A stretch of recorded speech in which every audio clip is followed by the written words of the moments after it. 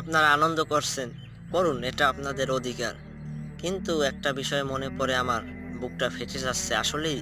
কিভাবে বলবো বুঝতে পারতেছি না। একটা মানুষের জন্য আমার খুবই কষ্ট হচ্ছে, যা আপনাকে ভাষায় বলে বোঝাতে পারবো না।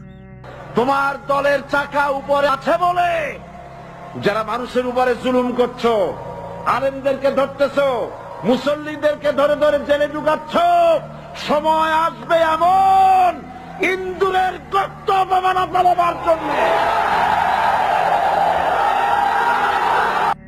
বুক ভরা আশা ছিল তাকে আমি এইভাবে স্বাধীন দেশে বের হতে দেখব, তার মুখে কোরআনের কথা শুনবো, তিনিও একদিন বের হবেন, কানে একটা নিউজ আসবে যে সেই মানুষটা যার অপেক্ষায় লাখো জনতা উদ্গ্রীব হয়ে বসেছিল তিনি মুক্তি পেয়েছেন।